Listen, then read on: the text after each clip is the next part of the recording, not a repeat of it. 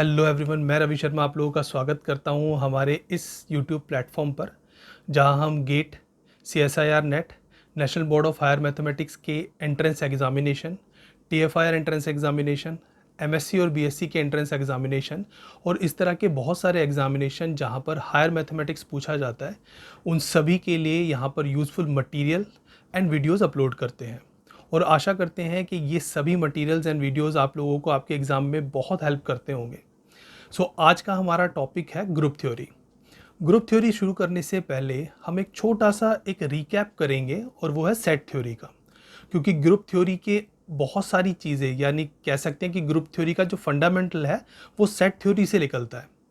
इसीलिए हम एक छोटा सा रिकैप करेंगे, वो सभी बातों को एक दोबारा से दोहराएंगे जो कि आप आपने अपने 11th में, 10th क्लास में, कईयों ने 12th में और BSc में भी उन चीज़ों का पढ़ा होगा। तो उस सेट थ्योरी का एक छोटा सा रिकैप हम यहाँ पर अभी करने जा रहे हैं और उसके बाद हम शुरू करेंगे ग्रुप थ्योरी को।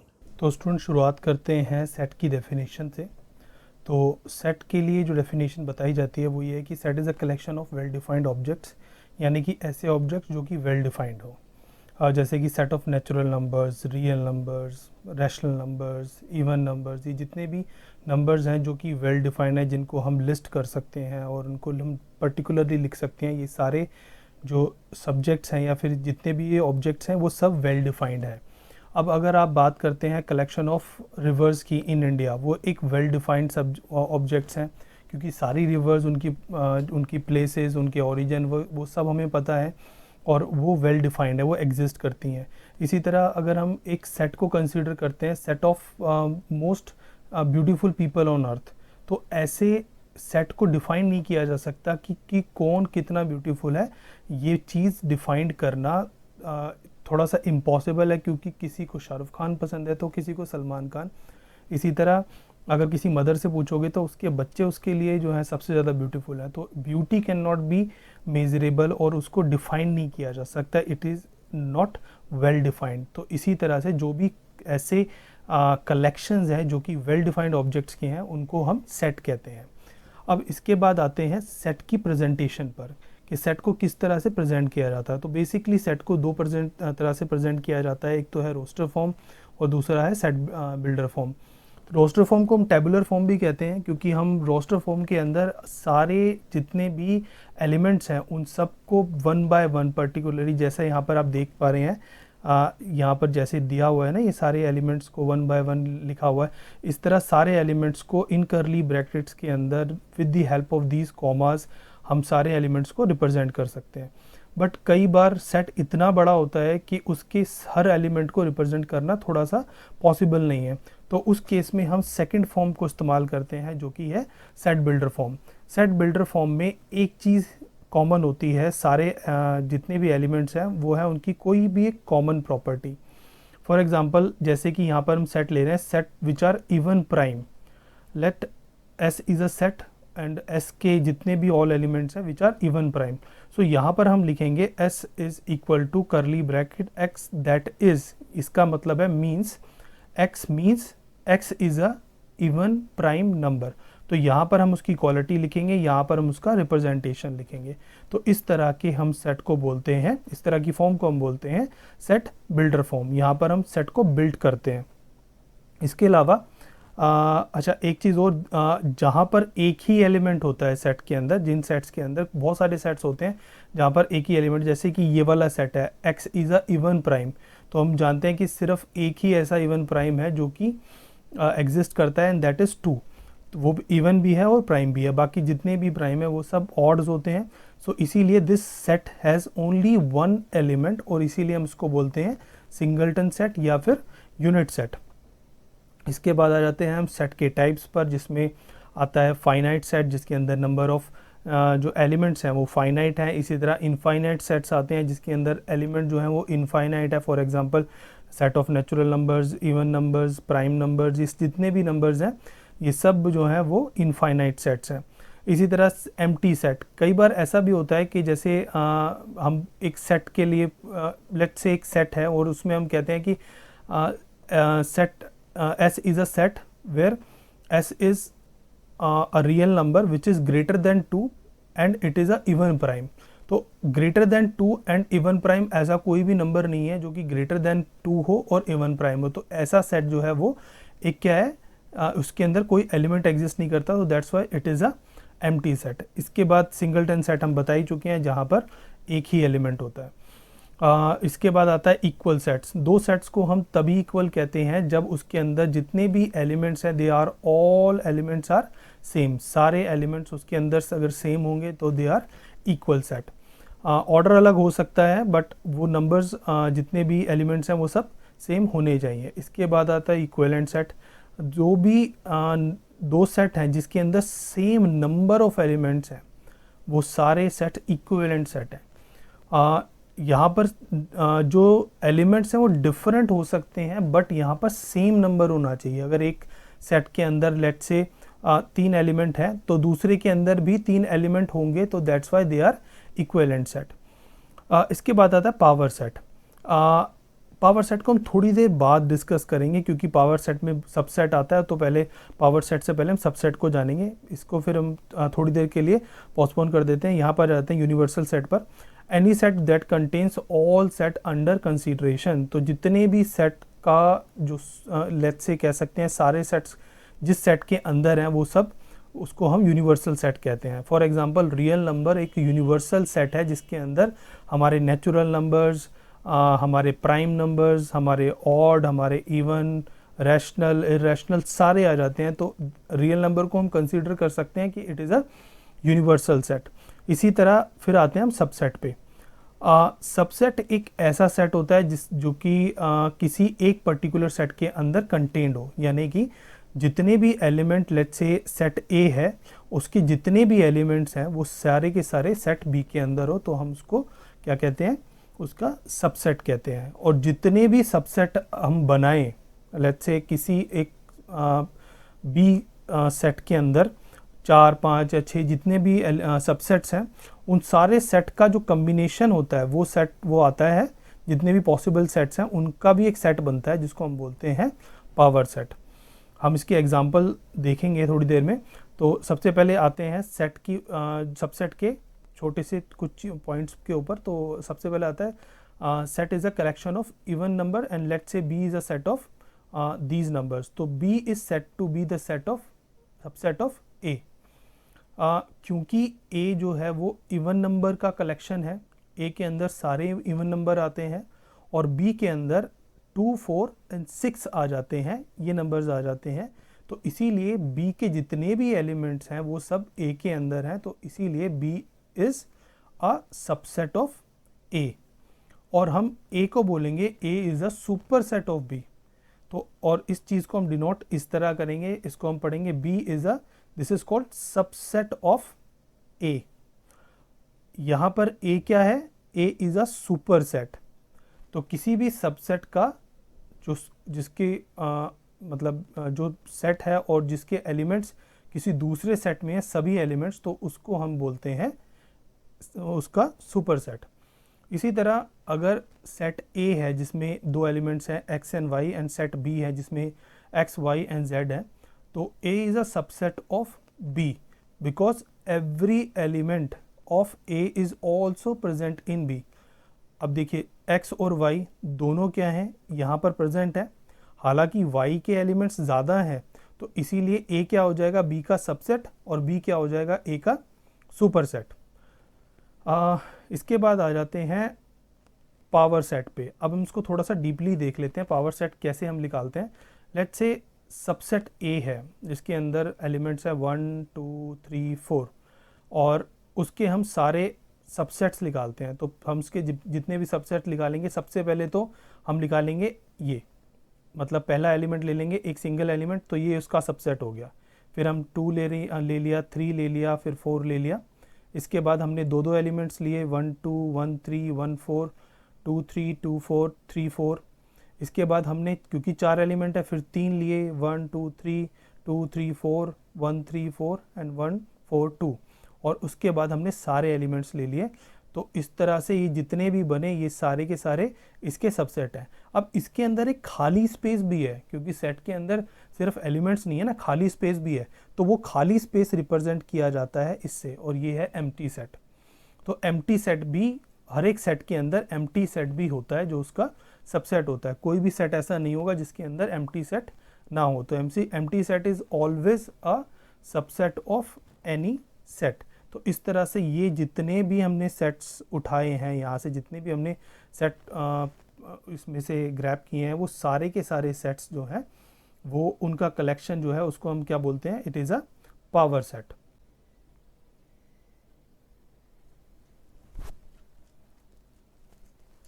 इसके बाद आता है सुपरसेट, इसके बाद आता है सबसेट के टाइप। तो सबसेट में बेसिकली दो तरह के सबसेट्स होते हैं, एक होते हैं प्रॉपर सबसेट्स और दूसरे होते हैं इम्प्रॉपर सबसेट्स। तो प्रॉपर सबसेट्स वो सबसेट्स हैं जिसके अंदर that contains a few element of a original set, यानी कि उसके अंदर, जैसे कि सेट ए के अंदर 2 4 3 है, तो जो प्रॉपर सेट होगा उसके अंदर इन एलिमेंट से कोई भी एक एलिमेंट कम होगा, सारे एलिमेंट नहीं होंगे। फॉर एग्जांपल जैसे अगर हम सिर्फ 2 ले लें या फिर 4 ले लें या फिर 6 के एक का एलिमेंट का एक सबसेट बनाएं, तो ये जितने भी सबसेट हैं ये सारे के सारे एक्सेप्ट दिस, इसको छोड़ के सारे जो है वो क्या है, उसके प्रॉपर सबसेट्स हैं, यानी कि ये प्रॉपरली इसके अंदर कंटेन करते हैं। फ्री स्पेस भी प्रॉपरली इसके अंदर कंटेन करता है, इसीलिए एम्प्टी सबसेट भी किसी सेट का हमेशा प्रॉपर सबसेट होता है। और जहाँ पर हम कहते हैं इम्प्रॉपर सबसेट, तो इम्प्रॉपर सबसेट का मतलब है वो सेट खुद का, क्योंकि सेट खुद का भी एक क्या है, सबसेट है, तो सेट का जो जितने भी एलिमेंट है वो सारे अगर उसके अंदर आ जाए तो that is called as improper subset. हम सबसेट में जब हम इस तरह से सबसेट का सिंबल लिखते हैं ना, तो इसमें ये जो हिस्सा है, this part, this is represent the equality. अगर हम कहते हैं कि A इज अब सबसेट ऑफ B, तो B का सबसेट तभी है क्योंकि ये जो है वो इक्वालिटी है।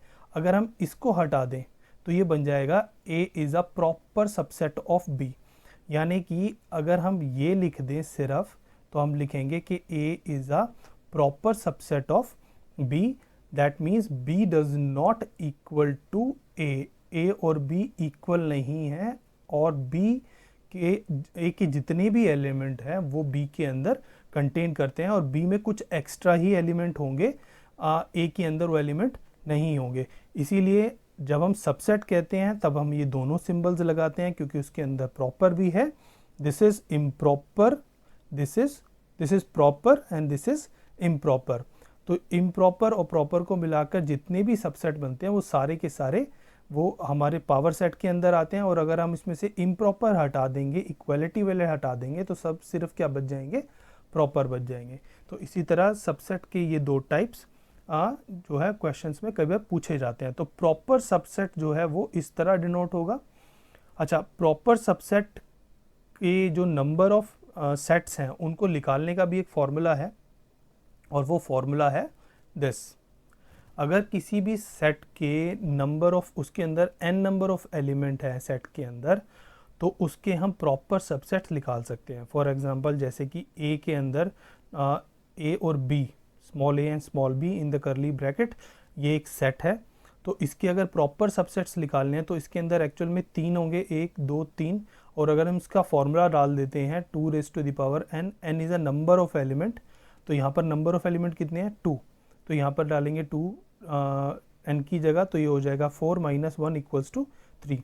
तो यहाँ पर क्या आ गया, नंबर ऑफ प्रॉपर सबसेट। और अगर आपसे कोई पूछता है कि नंबर ऑफ सेट कितने हैं, तो उसमें एक और एक्स्ट्रा ऐड कर देना इसको निकालने के बाद, क्योंकि इसके बाद A के बाद सिर्फ सिंगल एलिमेंट ही बचता है, that is equal to A, यानी कि A का खुद का सबसेट A ही बन जाता है। तो जब उसको ऐड कर देंगे तो नंबर ऑफ इम्प्रॉपर सबसेट्स आ जाएंगे। तो नंबर ऑफ सेट निकालने का जो फॉर्मूला है, पॉसिबल नंबर ऑफ सेट, वो ये है।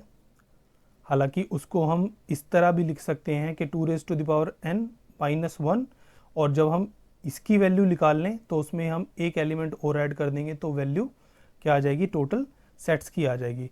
तो यहाँ पर हम जब हम निकाल रहे हैं टोटल नंबर ऑफ सबसेट्स की, तो we need to find the number of possible subset that contains n element. यहाँ पर n एलिमेंट है और ये नंबर ऑफ n जो है capital N number of element है। मान लो A एक सेट है जिसके अंदर जिसका ऑर्डर है 5, जिसके अंदर 5 एलिमेंट है, लेट्स से 1 2 3 4 एंड 5। अब मैं पूछता हूँ कि इसमें ऐसे कितने सबसेट बन सकते हैं जिसके अंदर ओनली 2 एलिमेंट्स होंगे। How many subsets I can create out of these 5 elements and those subset should have only 2 elements, यानी कि 2 एलिमेंट कोई भी हो। तो उस केस में हम ये फॉर्मूला लगा देंगे जहाँ पर हमारी जो नंबर ऑफ सेट्स होंगे वो क्या होंगे, नंबर ऑफ सबसेट्स वहाँ होंगे c⁵ एंड दिस इज 3। और इसकी वैल्यू जब हम फाइंड करेंगे तो हमें नंबर ऑफ पॉसिबल सबसेट्स मिल जाएंगे which contains 3, sorry not 3, this is 2, हमने 2 की बात करी थी। So number of element which contains 2 elements. तो इस तरह से हम प्रॉपर सबसेट्स भी निकाल सकते हैं और नंबर ऑफ पॉसिबल सेट्स भी निकाल सकते हैं। इसके बाद आ जाते हैं कुछ प्रॉपर्टीज़ पर।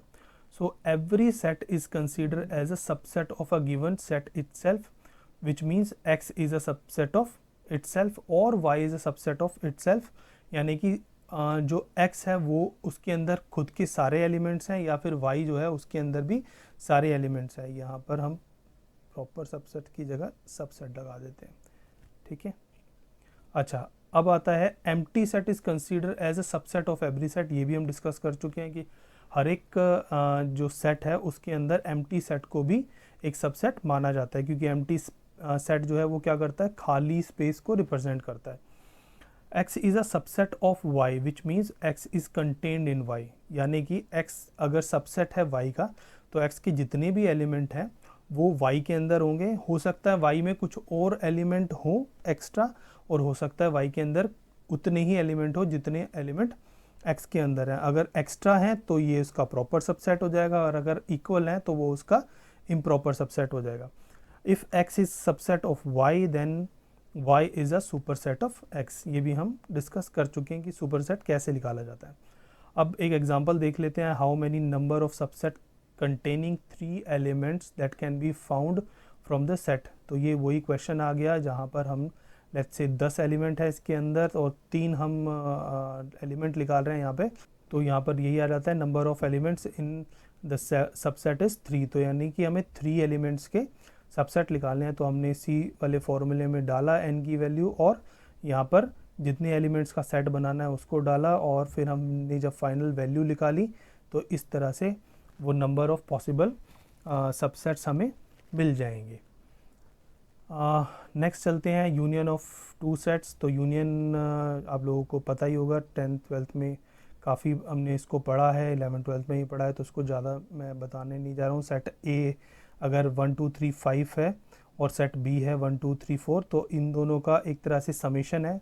समेशन का मतलब है यहाँ पर ये सभी एलिमेंट्स आएंगे विदाउट रिपीटेशन, यानी कि 1 आ गया, 3 आ गया, 5 आ गया, अब अगेन यहाँ पर 1 आ गया तो 1 को हम रिपीट नहीं करेंगे क्योंकि ऑलरेडी 1 है। 2 और 4 को ऐड कर लिया, तो इस तरह से ये दिस इज कॉल्ड यूनियन। तो union is combination of all the elements of 2 set where every element is return single time, यानी कि आप उसको दोबारा नहीं रिप्रेजेंट करोगे। इसके बाद ओके वेन डायग्राम, अगर हम 2 सेट का वेन डायग्राम देखते हैं तो लेट्स से ये सेट ए है, ये सेट बी है, और सेट ए और सेट बी के अंदर हम ये जो हिस्सा दिखा रहे हैं तो this part is this is represent union. यहाँ से लेकर के ये जितना भी एरिया आप देख रहे हैं, this part, this whole part, this is called union of A and B. अब ये जो कंबाइन है, जैसे मैंने बताया था ना 1 पिछले एग्जांपल में 1 था, 1 रिपीट नहीं होता, तो यहाँ पर ये जो पार्ट है ये कॉमन ओवरलैपिंग पार्ट है, इसलिए इसको रिपीट नहीं किया जाता। इसी तरह अगर हम इंटरसेक्शन की बात करते हैं 2 सेट के, तो this part, this area is known as intersection, यानी कि वो एलिमेंट जो कि ए और बी के अंदर कॉमन है।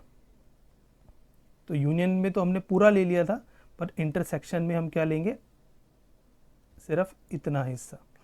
और अगर हम बात करते हैं डिफरेंस की, तो मान लीजिए अगर हम ए डिफरेंस बी निकाल रहे हैं, तो ये जो हिस्सा है this part apart from this, इस हिस्से के अलावा ये जो हिस्सा बचा है, this part is A minus B, इसी उसको बोलते हैं डिफरेंस ऑफ सेट। इसी तरह this part, this is known as B minus A. तो डिफरेंस ऑफ सेट्स आपने देख लिया। इंटरसेक्शन अभी हम थोड़ा सा देखेंगे, इंटरसेक्शन को और डिफरेंस को भी। तो वेन डायग्राम में इस तरह हम रिप्रेजेंट करते हैं इंटरसेक्शंस को, यूनियन को एंड डिफरेंस को। अब कुछ फॉर्मूलाज हैं जो कि जैसे कि नंबर ऑफ एलिमेंट्स का फॉर्मूला है। अगर कोई भी दो सेट हैं ए और बी, तो और उनका यूनियन है ए यूनियन बी, तो उनके अंदर जितने एलिमेंट्स हैं वो इन दोनों सेट के नंबर ऑफ एलिमेंट्स को कंबाइन करके उनके इंटरसेक्शन को माइनस करना होगा, तो हमें नंबर मिल जाएगा। तो this represent total number of element in A union B, और इसको हम बोलते हैं कार्डिनलिटी।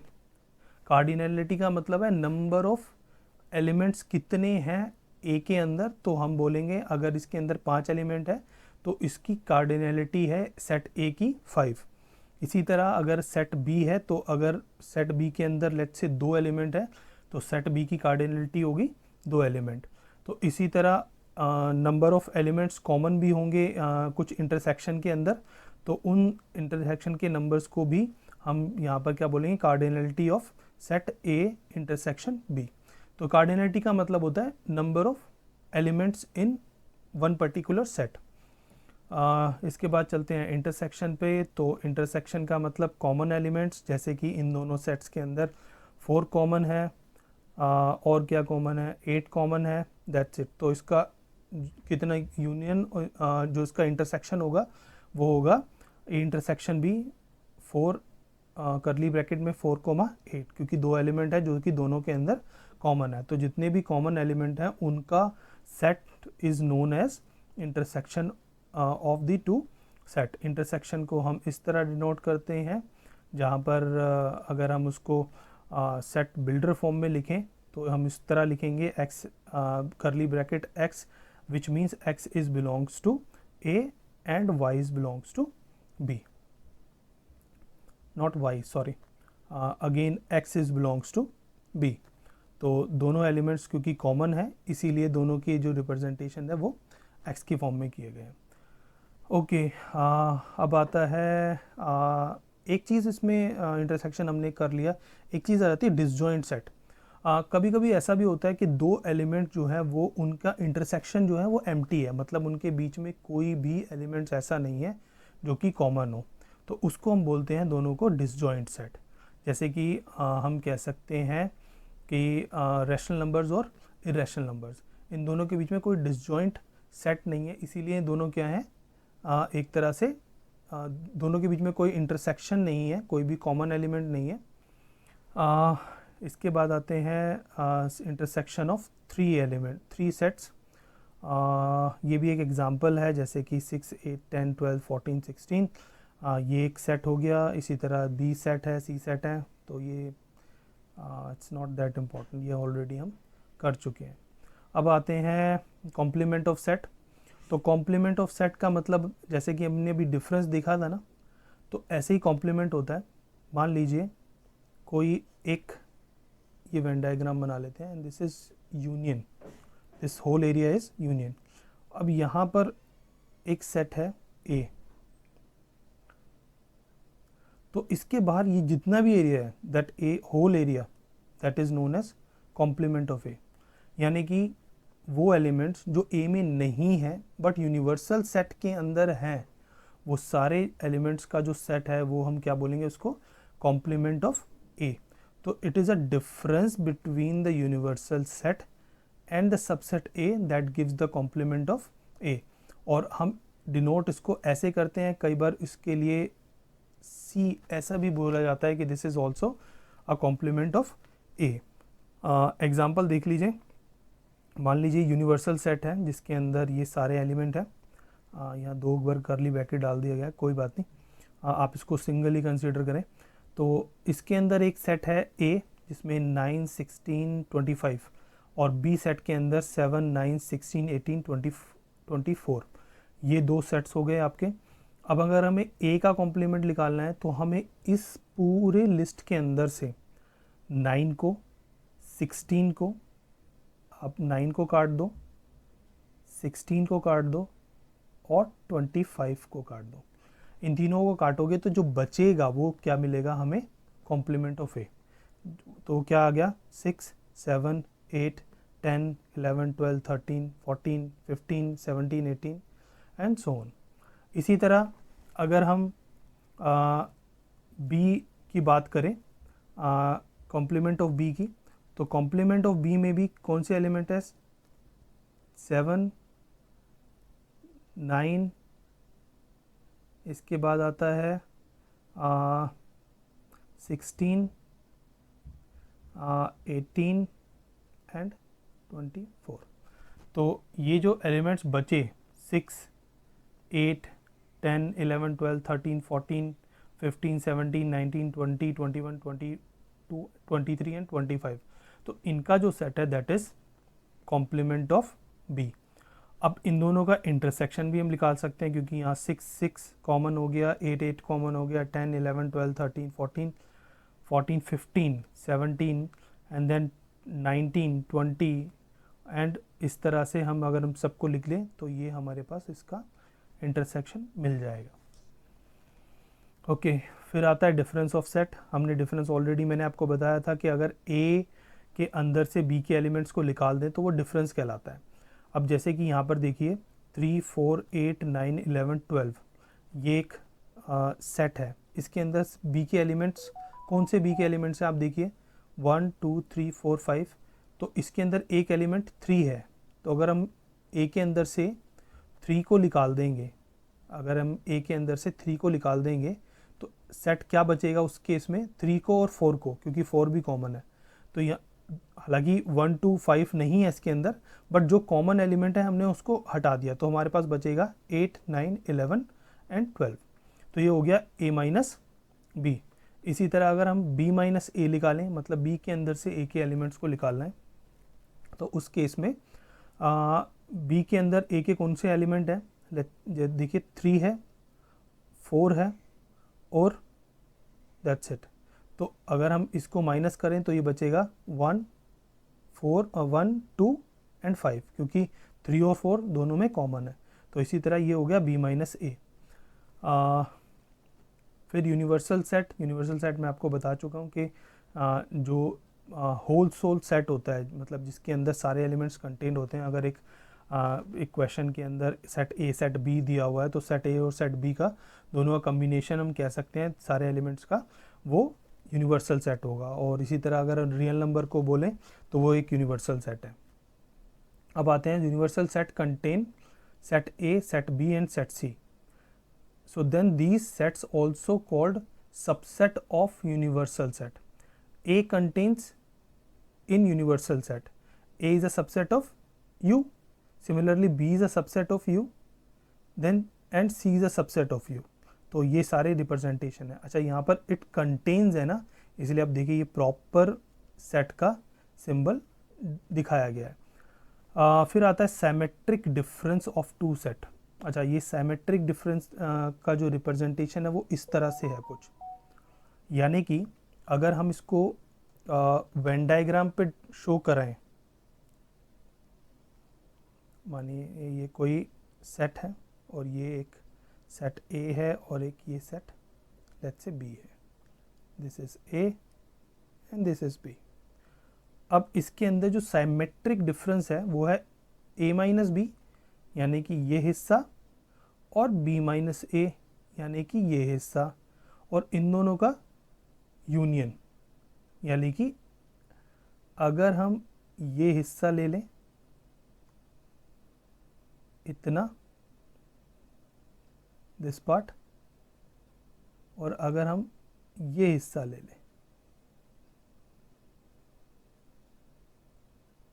तो ये कहलाएगा इन दोनों का कॉम्बिनेशन। मतलब जो इंटरसेक्शन है उसको आप हटा दीजिए तो ये जो दोनों हिस्से हैं, जो दोनों पार्ट हैं, किसी भी यूनियन के, उनके समेशन को हम क्या बोलते हैं, साइमेट्रिक डिफरेंस, विच मीन्स आप कह सकते हो कि difference of A and B union difference of B and A, या फिर ए यूनियन बी में से आपको माइनस करना है ए इंटरसेक्शन बी।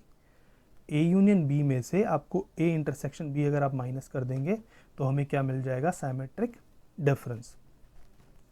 फिर आता है De Morgan's law. De Morgan's law में ये जो साइन है, this is sign of complement. अभी हमने पीछे देखा था कि कॉम्प्लीमेंट क्या होता है, यानी कि वो एलिमेंट जो ए यूनियन बी में नहीं है। यानी कि अगर हम एक सेट ले रहे हैं, universal sets, and this is A union B, this is A and this is B, तो इस हिस्से के बाहर, that whole area outside this, so this is complement of A union B. और अगर हम इस साइन को अगर हम ओपन कर दें ब्रैकेट, तो ये हो जाएगा, क्योंकि देखिए ये कॉम्प्लीमेंट है ना, तो ए का कॉम्प्लीमेंट, यूनियन का कॉम्प्लीमेंट होता है इंटरसेक्शन, इसी तरह बी का कॉम्प्लीमेंट इज दिस, तो this is equal to complement of A intersection complement of B.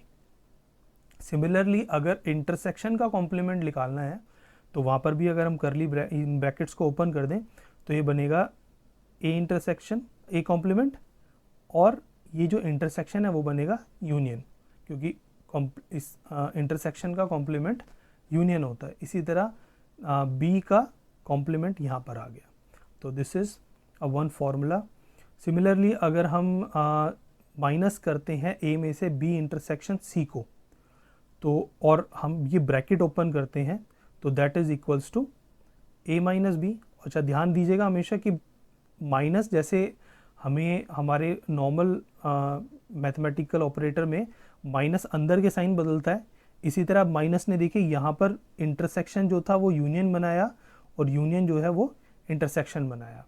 तो इसी तरह ए माइनस बी हो गया ब्रैकेट ओपन होने के बाद, एंड ए माइनस सी हो गया, और ये जो था इंटरसेक्शन वो बन गया union. Similarly A minus B union C, तो अगर हम A minus B union C लेंगे तो और ब्रैकेट को ओपन करेंगे तो A minus B intersection A minus C. तो इस तरह से हम अगर हम इनको चाहें तो वेन डायग्राम पे भी चेक कर सकते हैं, बट ये चीज़ें बहुत ज़्यादा क्योंकि इस तरह के क्वेश्चंस आते नहीं हैं, तो थ्योरेटिकली आप अगर इनको याद रखना चाहते हैं तो इनको याद रख सकते हैं। इसके बाद आ जाते हैं हम कार्टेशियन प्रोडक्ट पर।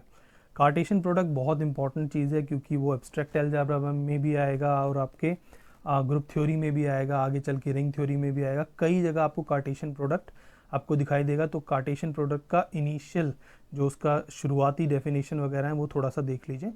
तो Cartesian product of a set is result in a set that include the collection of all ordered pair. अब ये ऑर्डर्ड पेयर क्या चीज़ होती है? ऑर्डर्ड पेयर एक ऐसा एलिमेंट है, इट इज़ अ एलिमेंट जहाँ पर हम दो सेट का इंटरेक्शन रिप्रेजेंट करते हैं। मान लीजिए सपोज कीजिए सेट ए और सेट बी है, दो सेट है, और सेट ए के अंदर 3 कलर हैं और सेट बी के अंदर 2 ऑब्जेक्ट्स हैं। यहाँ 3 कलर, यहाँ 2 ऑब्जेक्ट्स। ऑब्जेक्ट्स क्या, आप इनको कोई भी पर्सन मान लीजिए लेट्स से। तो there are 2 person B and P that represent the selecting bag and pen. चलिए बैग और पेन ले लीजिए, ये एक अच्छा एग्जांपल हो गया कि ये रिप्रेजेंट करते हैं B is for bag and P is for pen. तो now find the number of pairs of colored object that can we make from these two set। मतलब ये देखिए अगर हम दोनों को ऑर्डर्ड बनाएंगे, ऑर्डर्ड पेयर बनाएंगे तो बनेगा ग्रीन बैग, ग्रीन बैग, इसी तरह ब्लैक बैग, इसी तरह red bag, green pen, black pen, red pen.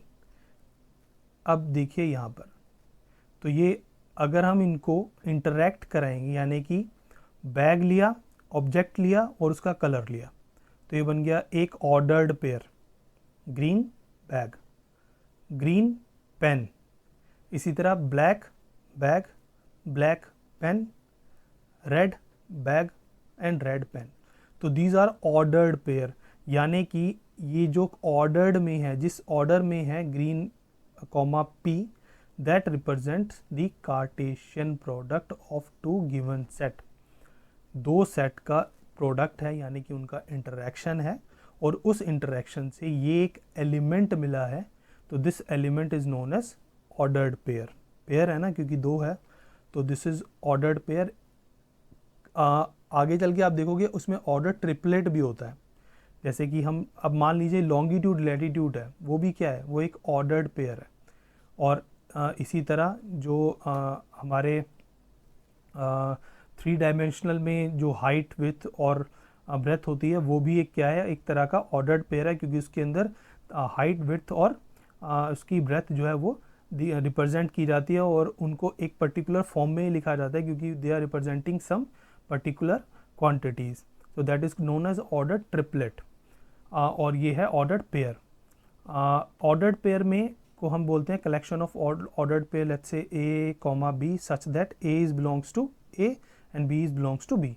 तो जो पहला एलिमेंट होगा और कार्टेशियन प्रोडक्ट का, तो वो बिलोंग करेगा पहले सेट से, और जो दूसरा एलिमेंट होगा कार्टेशियन प्रोडक्ट का, वो होगा दूसरे सेट से।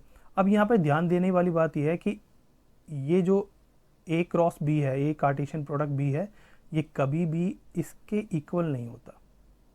This is not equal to this, क्योंकि ऑर्डर्ड पेयर है ना, इसके पेयर्स बिल्कुल अलग बनेंगे और उसके पेयर्स बिल्कुल अलग बनते हैं। This is also known as cross product. So by the ordered pair, it means the two elements taken each from the set which is represent in a particular order. So this is this.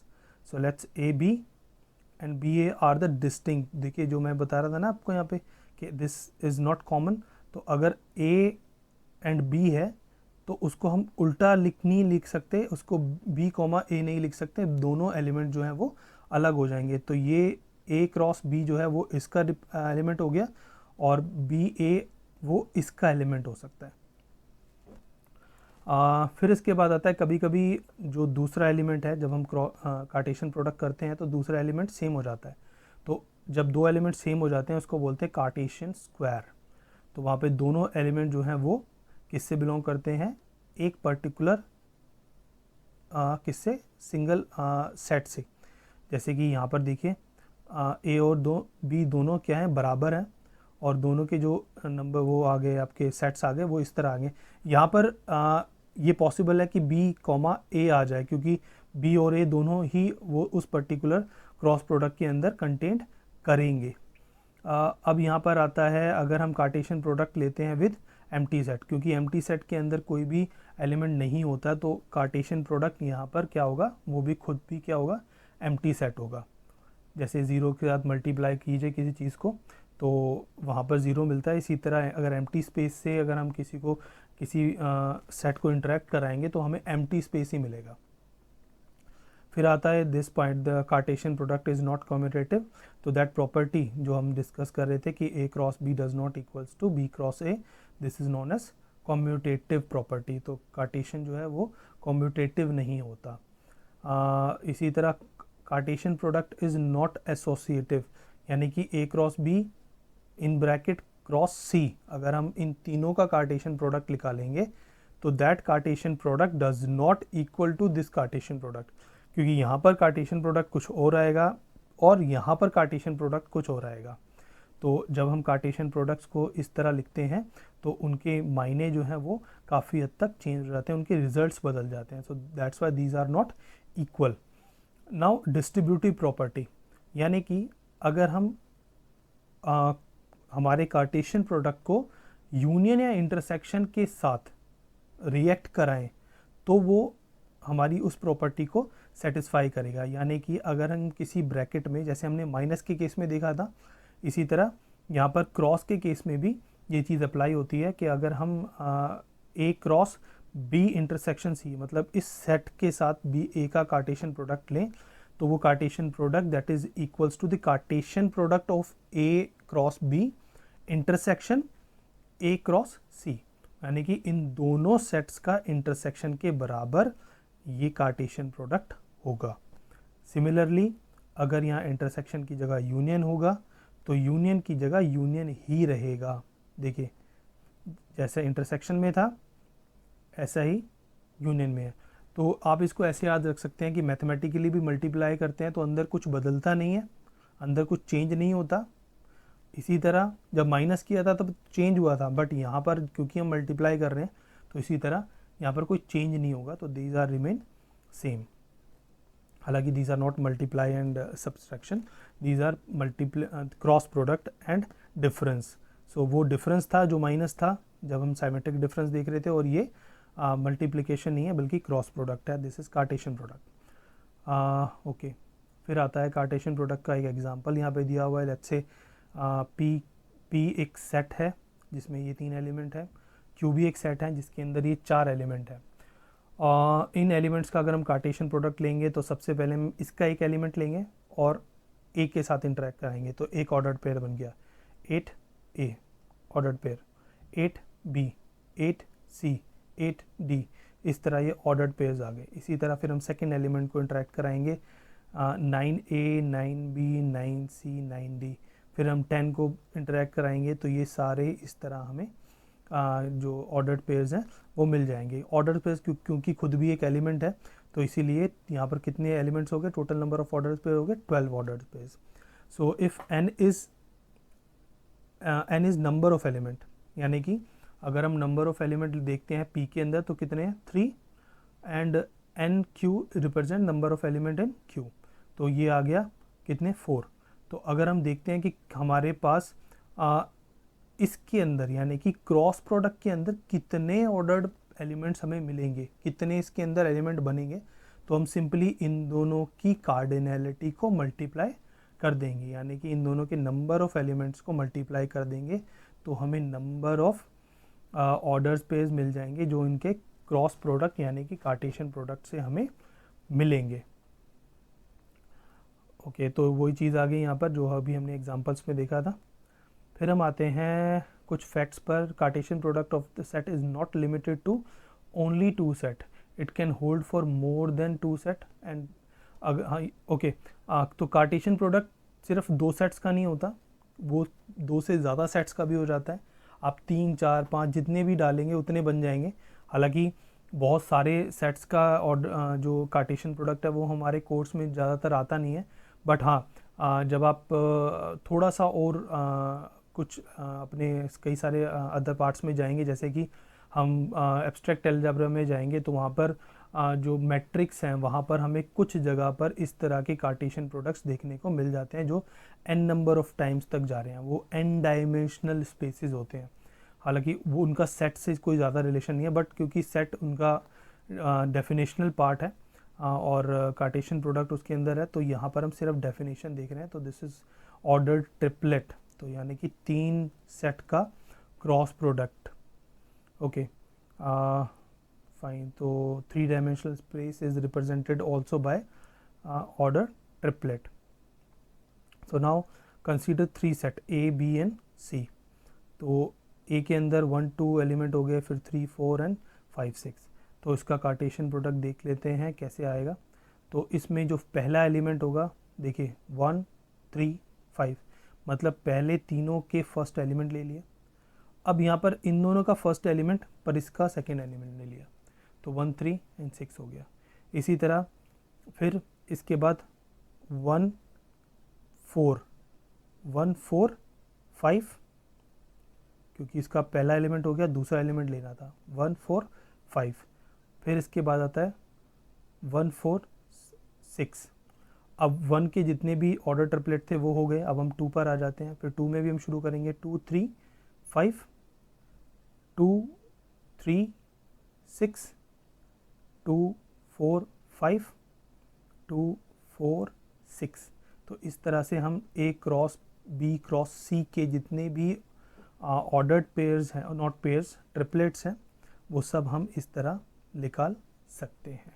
और यहाँ पर भी वही formula apply होगा कि आपको अगर find out करना है कि कितने नंबर ऑफ ऑर्डर ट्रिपलेट्स लिख लेंगे, तो वो आप यहाँ से देख सकते हैं। क्योंकि इसके अंदर 2 एलिमेंट थे तो तीनों को आपने मल्टीप्लाई कर दिया तो यहाँ पर 8 आ गया। अगर यहाँ 3 होते तो यहाँ पर 27 हो जाता, और अगर 4 होते तो फिर इसी तरह हम मल्टीप्लाई करके फाइंड आउट कर लेते हैं। ओके, फिर आता है तो ये कार्टेशियन प्रोडक्ट के बाद अब हम आ जाते हैं रिलेशन पे। तो मैथमेटिक्स में रिलेशन का मतलब है एक तरह का दो सेट के बीच में कह सकते हैं कि कम्युनिकेशन। तो this relation, so that represents, if the two sets are considered, relation between them, it will establish if there is a connection between the elements of two or more non-empty set। अगर दो non empty set के बीच में के elements के बीच में कोई भी कनेक्शन होता है तो उसको हम क्या बोलते हैं, वो एक तरह का रिलेशन है। So let's take an example के in a morning assembly at school the student are suppose to stand in a queue, ascending order of height of all the students. जितने भी स्टूडेंट्स हैं जिनकी हाइट के हिसाब से उनको जब हम खड़ा करते हैं क्यू के अंदर तो मॉर्निंग असेंबली में, तो वो एक तरह का ऑर्डर्ड पेयर बनाता है क्योंकि उनकी हाइट और उनकी पोजीशन, दो एलिमेंट्स हो गए, एक हाइट और एक पोजीशन, तो दो सेट हो गए height, one is height and one is position. तो दोनों को के बीच में एक रिलेशन है जिसकी वजह से उनको उनकी पोजीशन मिली है, हाइट की वजह से पोजीशन मिली है। छोटी हाइट होती तो आगे मिलती, लंबी हाइट है तो पीछे मिलेगी। तो इस तरह से एक रिलेशन यहाँ पर बना। So this is called one relationship. Set of ordered pair is defined as a relation. तो यहाँ पर जैसे हमने अभी क्रॉस प्रोडक्ट देखा था, तो क्रॉस प्रोडक्ट में क्या होगा, कभी कभी कोई रिलेशन बनेगा तो इस वजह से क्रॉस प्रोडक्ट बन के आएगा। तो अभी हम देखेंगे कैसे क्रॉस प्रोडक्ट में रिलेशन बनते हैं। तो यहाँ पर रिलेशन में जो पहले सेट होता है, फर्स्ट सेट, क्रॉस प्रोडक्ट का भी जो फर्स्ट सेट है वहाँ पर उसको हम बोलते हैं डोमेन, और जो सेकंड सेट है that is known as range. Okay, so this is तो set and relationship are interconnected with each other. Relation defines the relation between the two given set. If there are two set available, then check if there is any connection between the two set if we use relations. For example, empty relation denotes none of the element in the two set that none of the element in the two set is the same. यानी कि अगर किसी के अंदर दो sets के अंदर कोई भी एलिमेंट जो है वो कॉमन नहीं है तो उस सेट के अंदर एक रिलेशन फिर भी एग्जिस्ट करता है, उसको हम बोलते हैं एम्प्टी रिलेशन। यानी कि कोई रिलेशन नहीं है इसके इन दोनों के बीच में, तो there is a empty relation. फिर इसके बाद आता है नंबर ऑफ पॉसिबल रिलेशन। अगर ए और बी दो सेट हैं तो उसके अंदर नंबर ऑफ पॉसिबल रिलेशन कितने हो सकते हैं। तो लेट्स से ए के अंदर जो नंबर ऑफ सेट्स हैं वो m है और बी के अंदर जो नंबर ऑफ सेट्स हैं वो n है। तो इनके बीच में नंबर ऑफ जो रिलेशन हो सकते हैं वो हो सकते हैं 2mn, यानी कि 2 into number of elements of A into number of elements of B। So let's say this is the ordered pair. तो इसके अंदर कितने एलिमेंट, इसमें डोमेन और रेंज ये निकाल लिया, तो इसके अंदर कितने एलिमेंट्स हैं। इसके अंदर देखिए 1 2 3 4 5, 1 2 3 4, यहाँ 5 यहाँ 4, 20 इंटू 2 40। तो यहाँ पर कितने रिलेशन होंगे, पॉसिबल रिलेशन, वो हो जाएंगे 40 पॉसिबल रिलेशंस, क्योंकि यहाँ पर दो सेट्स के नंबर को हमने मल्टीप्लाई किया उनकी कार्डिनलिटी को, और फिर हमने इसको 2 से मल्टीप्लाई कर दिया। तो इस तरह हम फाइंड आउट कर सकते हैं number of possible relation between A to B. अब आता है रिलेशनशिप कितने टाइप के होते हैं। तो रिलेशनशिप के जो टाइप्स हैं वो ये हैं, एम्प्टी रिलेशन होगा, फिर यूनिवर्सल रिलेशन, इनको हम थोड़ा सा डीपली देखेंगे अभी। फिर universal relation, identity, inverse, reflexive, symmetric, transitive and at last equivalence. ये सबसे इंपॉर्टेंट है, इक्विवेलेंस रिलेशनशिप, इसको भी देखते हैं अभी थोड़ी देर में। तो सबसे पहले आते हैं एम्प्टी रिलेशन में, जहाँ पर दो सेट्स के बीच में कोई भी एलिमेंट के बीच में कोई रिलेशन नहीं है, उसको हम बोलते हैं एम्प्टी रिलेशन।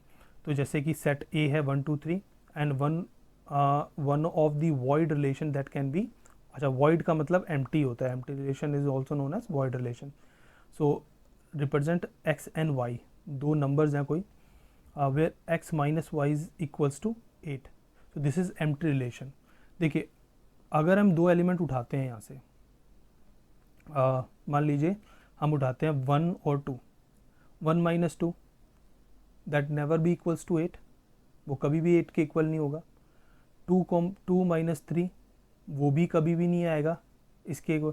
तो हम किसी भी एलिमेंट्स को ले लें तो ये 8 नहीं बनाएगा, ये कभी भी 8 के इक्वल नहीं आएंगे।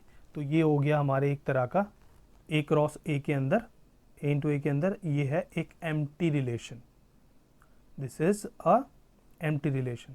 फिर आता है यूनिवर्सल रिलेशन। यूनिवर्सल रिलेशन में every element of a set is related to each other. जब दो सेट हैं, जैसे कि एक ऑर्डर्ड पेयर में ए हो गया ए बी सी, यानी कि ये हो गया डोमेन और ये हो गया रेंज, तो यहाँ पर एक्स वाई रिलेशन है where x minus y is greater than equals to R, greater than equals to 0। यानी कि कोई भी दो एलिमेंट आप उठा लीजिए इनके अंदर से और उनको माइनस करके आप उनका क्या उनको अगर हम मॉड में डाल देंगे तो that is greater than equals to 0।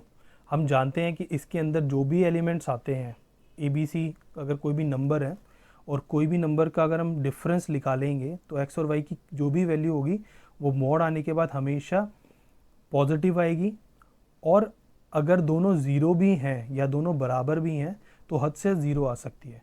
तो every element will satisfy this particular condition.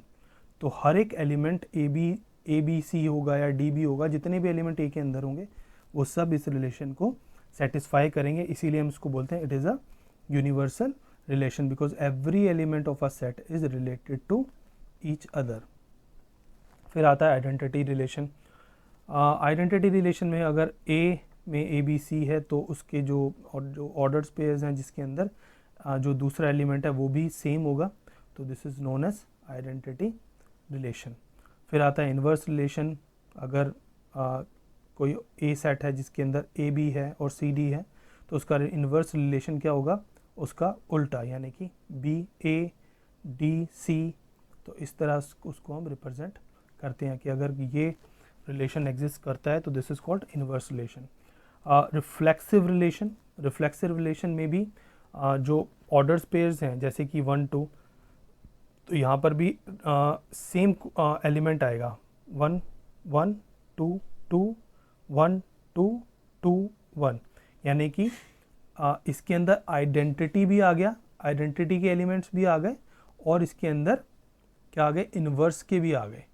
मतलब इसके अंदर जितने भी, अगर हम ए क्रॉस ए को अगर हम ए क्रॉस ए करें, यानी कि ए का कार्टेशियन प्रोडक्ट लें ए के साथ, तो जितने भी एलिमेंट बनेंगे, ये ए है, जितने भी एलिमेंट बनेंगे वो सारे क्या हैं, उनके अंदर क्या होगा, रिफ्लेक्सिव। क्योंकि देखिए 1 2 है तो इसके अंदर 2 1 भी है, इजंट इट, 2 2 और 2 2 भी है, और 1 1 और 1 1 भी है। कोई भी एलिमेंट ऐसा नहीं है जिसका उल्टा इसके अंदर प्रेजेंट नहीं हो। तो this is known as reflexive relation. फिर आता है साइमेट्रिक रिलेशन। साइमेट्रिक रिलेशन में if a is equals to b is true when b is equals to b is also true. In another word, if r is a symmetric only if a comma b in bracket, this is ordered pair, belongs to r is true when in bracket a comma b is belongs to r. तो b comma a और a comma b अगर दोनों उसके अंदर exist करते हैं, उस relation के अंदर एग्जिस्ट करते हैं, तो हम उसको बोलते हैं ये क्या है, साइमेट्रिक रिलेशन है। देखिए जैसे यहाँ पर है ना 1 2 एंड इसका उल्टा साइमेट्रिक भी इसके अंदर प्रेजेंट है, और यहाँ पर ए क्रॉस ए के अंदर हमने रिलेशन निकाला है, तो यहाँ पर क्या आ गया, A relation B, so there exist B relation R, यानी कि उनका साइमेट्रिक एक दूसरे के मतलब जो एलिमेंट्स हैं उनको अगर हम उनकी पोजीशन को चेंज कर दें तो वो एलिमेंट भी अगर यहाँ पर एग्जिस्ट करता हो तो this is known as symmetric relation. फिर आता है ट्रांजिटिव रिलेशन। ट्रांजिटिव रिलेशन का मतलब है एक एलिमेंट एक्स वाई बिलोंग करता है आर से, एक एलिमेंट एक ordered pair y comma z belong करता है आर से, देन एक्स एंड जेड का ऑर्डर्ड पेयर भी आर से अगर बिलोंग करे तो अब हम उसको बोलेंगे कि ये एक ट्रांजिटिव रिलेशन भी है। यानी कि if there exist a relation between A and B and B and C, so there exist a relation between A and C. अब इसको आप ऐसे कंसीडर कीजिए कि अगर ए बी का रूममेट है और बी सी का रूममेट है, तो इसका मतलब ए भी सी का रूममेट होगा, क्योंकि रूममेट हो सकता है दो, क्योंकि रूममेट्स है ना, एक ही रूम के अंदर रहते हैं ना, तो these are all example of transitive relations. अब आता है अगर ये सारे यानी कि रिफ्लेक्सिव भी, सिमेट्रिक भी और ट्रांजिटिव भी एक ही टाइम पर सारे रिलेशन फुलफिल होते हैं, तो हम उसको बोलते हैं इक्विवेलेंस रिलेशन। यानी कि अगर कोई रिलेशन रिफ्लेक्सिव भी है, कोई सिमेट्रिक भी है और ट्रांजिटिव भी है, तो हम उसको बोलेंगे इक्विवेलेंस रिलेशन। और इक्विवेलेंस रिलेशन को हम जनरली इस सिंबल से डिनोट करते हैं। तो दिस इज़ द सिंबल कि जहाँ पर हम कहते हैं कि इक्विवेलेंस रिलेशन जो है वो एग्जिस्ट करता है। तो if a relation said to be reflexive, then A bracket A comma A is belongs to R for every A is belongs to A. Similarly, relation is said to be symmetric if bracket A comma B bracket belongs to R, then B comma A ordered pair is also belongs to R. तो ये symmetric हो गया। और ये तीसरा transitive हो गया, A comma B belongs to R, B comma C belongs to R, then A comma C is also belongs to R। अगर तीनों फॉलो करते हैं तो ये कहलाता है इक्विवेलेंस रिलेशन। इक्विवेलेंस रिलेशन को आपने शायद पढ़ा होगा अपने छोटी क्लासेस में, जहाँ पर हम ट्राइंगल्स पढ़ते थे, वहाँ पर हम कॉन्ग्रुएंस पढ़ते थे ना। ट्राइंगल्स में कॉन्ग्रुएंसी जो ऐसे डिनोट की जाती है, वो भी एक तरह का क्या है, इक्विवेलेंस है। कॉन्ग्रुएंस मॉड्यूलो, ये शायद आपने पढ़ा हो अपने बीएससी में, एमएससी में। तो ये भी क्या है, एक तरह का इक्विवेलेंस क्लास है। और all set of all angles जिनकी सेम कोसाइंस हो, जिनकी कोसाइन वैल्यू सेम हो, सो वो सब क्या है, वो भी एक इक्विवेलेंस क्लास है। यानी कि मिलता जुलता सेट। इक्विवेलेंस का मतलब होता है मिलता जुलता।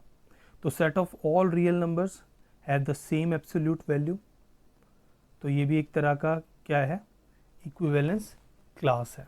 तो ये इक्विवेलेंस क्लास के कुछ एग्जांपल्स दिए। तो दोस्तों देखते हैं सबसे पहले कि इक्विवेलेंस रिलेशनशिप का एक एग्जांपल देख लेते हैं। यहाँ पर F जो है वो एक इक्विवेलेंस रिलेशनशिप है, और यहाँ पर R जो है वो रियल नंबर सेट है जिसके ऊपर ये रिलेशनशिप जो है वो डिफाइन किया गया है। अब रिलेशनशिप की जो कंडीशन है वो ये है कि x minus y is an integer, F is a equivalence class, ये हमें प्रूव करना है। सो सबसे पहले हम प्रूव करेंगे रिफ्लेक्सिव प्रॉपर्टी, यानी कि x belongs to R then x minus R. क्योंकि आपको याद होगा रिफ्लेक्सिव प्रॉपर्टी में हमने क्या देखा था कि रिफ्लेक्सिव प्रॉपर्टी क्या होती है, दिस वन, जहाँ पर एक जो रिलेशन है वो एलिमेंट्स के सेम रिफ्लेक्शन पर भी अप्लाई करता हो।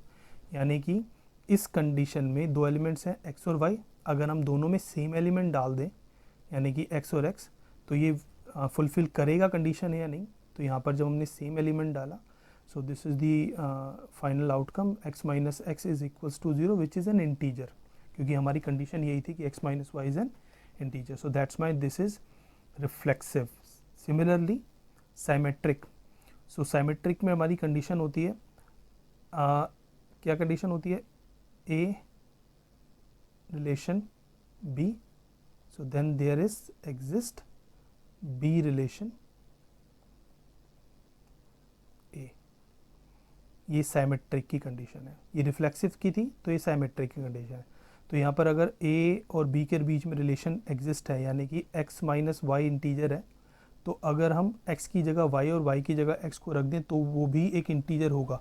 तो ऑब्वियसली होगा, क्योंकि अगर हम ये वैल्यू रखते हैं और x की जगह y को रखते हैं तो हम यहाँ से कॉमन वैल्यू यहाँ से माइनस बाहर निकाला तो ये बन गया x minus y which is an integer. ये एक इंटीजर था, तो इंटीजर का नेगेटिव भी क्या होता है, एक इंटीजर ही होता है। सो that's Y y minus x is also a integer. तो ये वाली प्रॉपर्टी भी यहाँ पर फुलफिल होगी। तो दो property reflexive and symmetric prove हुई। थर्ड प्रॉपर्टी क्या कहती है, अगर यहाँ पर a रिलेशन y है, x रिलेशन y है और y रिलेशन z है, तो यहाँ पर x रिलेशन z भी होगा। यहाँ पर x रिलेशन z भी होगा। तो देख लेते हैं कि x माइनस वाई एक इंटीजर है और y माइनस जेड भी एक इंटीजर है। ये तो ऑलरेडी हम एज्यूम करके चल रहे हैं। तो यहाँ पर हम देखते हैं कि x माइनस जेड एक इंटीजर होगा या नहीं। हमें पता है कि दो इंटीजर्स का सम, इसका और इसका दोनों का सम जो है वो क्या होगा, इंटीजर होगा। इसीलिए हमने दोनों को ऐड कर दिया। दोनों को ऐड करने पे हमें मिला x minus Z. So this is also an integer. So that's why x minus z is also a integer। यानी कि यहाँ पर ये रिलेशन प्रूव होता है कि if there is x relation y and y relation z, so यहाँ पर x relation z भी एग्जिस्ट करता है। That's why ये this is equivalence relation। एक और रिलेशन बन सकते हैं, रिलेशन तो खैर काफ़ी सारे बन सकते हैं। Let's assume one another example कि एक क्लास है, एक इक्विवेलेंस क्लास है a plus 3b। So this is even और इसको हमें प्रूव करना है कि this is a equivalence relation जहाँ पर a और b जो है वो these are belongs to real numbers. तो सबसे पहले हम प्रूव करते हैं रिफ्लेक्सिव, कि रिफ्लेक्सिव है या नहीं है।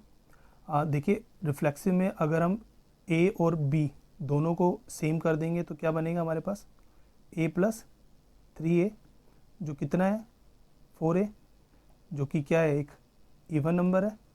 इसका मतलब हमारा रिफ्लेक्शन प्रूव होता है कि एक रिफ्लेक्सिव प्रॉपर्टी यहाँ पर प्रूव होती है। फिर आती है साइमेट्रिक प्रॉपर्टी। साइमेट्रिक प्रॉपर्टी में क्या होगा कि अगर a प्लस 3b ये इवन है तो this is, if it is even then हमें प्रूव करना है कि b प्लस 3a भी इवन होगा। हमें यही प्रूफ करना है, तो करके देख लेते हैं। b प्लस 3a, तो a की जगह हम यहाँ पर a की वैल्यू रख लेते हैं। तो यहाँ पर a की वैल्यू रख लेते हैं, तो a की वैल्यू क्या आएगी यहाँ पर, तो a को लेट्स एज्यूम कर लेते हैं, हम ऐसा मान लेते हैं कि a जो है वो किसकी फॉर्म में है, 2x की फॉर्म में मान लेते हैं। x is any number which is belongs to the real number. तो हम ऐसा मान लेते हैं कि दिस इज़ 2x। तो a यहाँ पर क्या होगा 2x माइनस 3b। अब यहाँ पर आप वैल्यू डाल दिए a की 2x माइनस 3b। अब देखिए b plus 6x minus 9b, तो यहाँ पर वैल्यू आएगी 6x माइनस 8b जो कि है 3 माइनस 4b। तो देखिए ये भी एक इवन नंबर हो गया क्योंकि 2 का मल्टीपल है, तो इसका मतलब यहाँ पर साइमेट्रिक प्रॉपर्टी भी सेटिस्फाई हो गई। अब हम आते हैं ट्रांजिटिव प्रॉपर्टी पे कि अगर यहाँ पर ट्रांजिटिव प्रॉपर्टी हमारी फुलफिल होती है नहीं है। तो ट्रांजिटिव प्रॉपर्टी में हमें देखना है कि अगर a प्लस 3b इवन है और b प्लस 3c भी इवन है, तो देन a प्लस 3c भी इवन होंगे। हमें ये प्रूव करना है, तो यहाँ पर भी सेम वैसे ही करेंगे जैसे पहले किया था। तो इसको प्रूव करने के लिए हमें ये प्रूव करना पड़ेगा कि जो हमारा a है ये क्या है, इवन नंबर है। तो सबसे पहले हम यहाँ पर a की वैल्यू डाल लेते हैं जो हमने पहले पिछले वाले सेक्शन में देखा था। तो हमने एज्यूम किया था कि a की वैल्यू क्या होगी, वो होगी 3b प्लस 2x। ये हमने a की वैल्यू मानी और यहाँ पर आ गया 3c। अब देखिए यहाँ पर b ऑलरेडी है, तो b की भी हम वैल्यू यहाँ पर उठा लेते हैं। कहाँ से उठाएंगे? इस वाली इक्वेशन से उठाएंगे, क्योंकि b भी क्या है, एक तरह का एक इवन है। तो लेट्स एज्यूम, यहाँ पर एज्यूम कर लो कि b प्लस 3c जो है वो 2y के बराबर है। तो b कितना हो जाएगा? 2y minus 3c। तो हम यहाँ पर वैल्यू डाल लेते हैं 2y माइनस 3c, ये y plus 2x plus 3c। जब आप ब्रैकेट ओपन करेंगे तो ये बनेगा 6y minus 9c plus 2x plus 3c। अब देखिए 9c माइनस दिस, तो हमारे पास आएगा 6y minus 6c plus 2x। तो अगर हम इसमें से 2 कॉमन निकाल देंगे तो ये बचेगा 3y minus 3c plus x। तो इसीलिए यहाँ पर भी हमने देखा कि ये भी क्या है, एक इवन नंबर है। तो इसी तरह ये एक ट्रांजिटिव प्रॉपर्टी यहाँ पर भी प्रूफ हो जाती है। तो इस तरह आप किसी भी क्लास की इक्विवेलेंस क्लास आप निकाल सकते हैं। तो दोस्तों ये था हमारी सेट थ्योरी का एक क्विक रिकैप। अब हम अपने मेन टॉपिक पर आते हैं, जो कि है ग्रुप थ्योरी।